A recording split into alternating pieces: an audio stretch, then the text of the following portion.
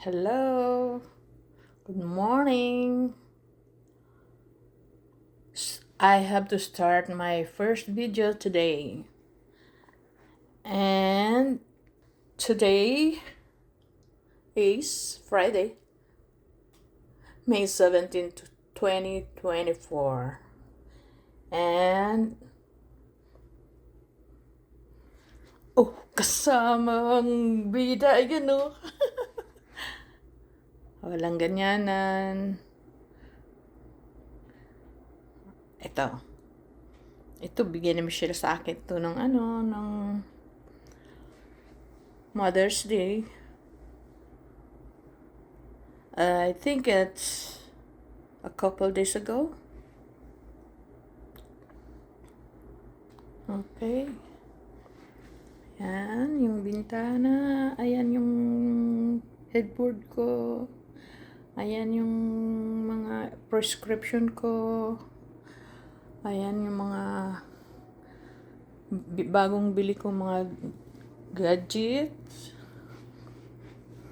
Ito yung luma kong cellphone. Ito. Kaya ako bumili ng panibago dahil hindi ito nagagamit sa Philippines. Wi-Fi lang pero hindi siya magamit ng for calling.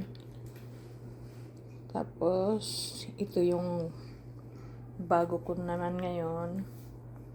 Bumili ako para pag umuwi ako ng Pilipinas.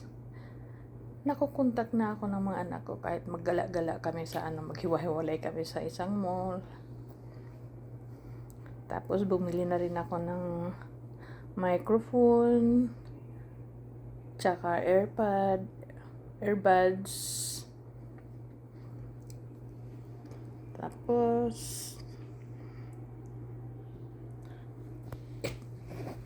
kunin kong itong ano ko to.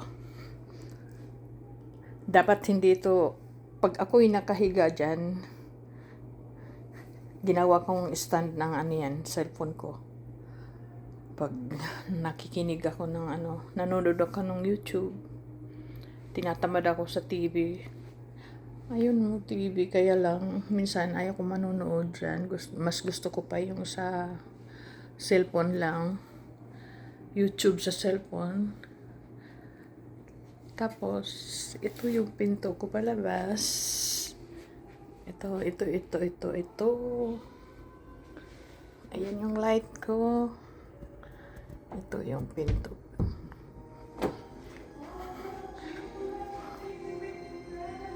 Nagkakaraoke si Michelle. Hindi ko alam yun na. Mamaya, sasali ako doon. Tapos, bathrobe.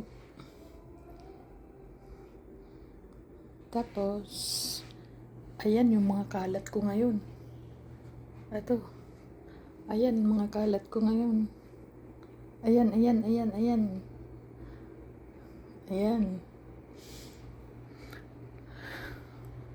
Ito yung pang-araw-araw kong cross body bag. Yung maliliit lang, yung cellphone at saka lang laman, wallet. Hindi ko nilalabas sa taguan yung mga shoulder bag at saka handbag. Minsan lang naman magamit yun pag may mga okasyon na mga special occasion. Tapos yan, hindi ko pa nalalagyan mga gamit. Ayan, nagsa-sound trip ako pag matutulog ako minsan. Uy, pati ba naman yan? Nandyan yung mga na yan. Pang kulay ng buhok ng lola. Nagsasarili na lang ako kasi ang mahal-mahal dito magpa-hair dye sa parlor. Kaya kailangan matuto ka na lang magtipid ng sarili mo. Para pag uwi ng Pilipinas, maraming datong. Mag-uubos ng datong doon kasama ng mga anak ko. Pero hindi naman inuubos Naglalaan din naman ako ng pang emergency, at saka konting savings. Mahirap yung walang dudukutin. Tapos, ito na. Maliit lang yung kwarto ko. Tapos, yun. Lalagyan ng labahan ko yun. Ayun oh. Ayun oh. Kasi ayaw ko naman ilagay doon sa laundry room yung mga gamit ko, yung labahan ko kasi may kasama naman ako sa bahay. Yung anak ko, si Michelle, at saka yung asawa niya. Kaming tatlo lang sa loob ng isang bahay.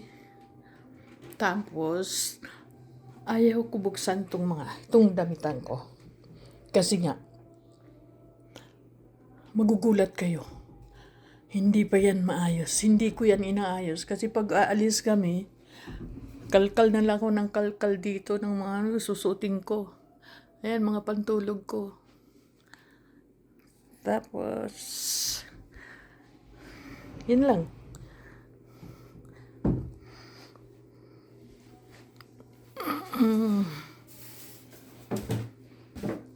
Ay, ito nga pala yung ano ko. Yung tripod. Ito. Mamaya ilalagay ko itong camera ko dyan para hindi na ako maghahawak. Okay, bye muna.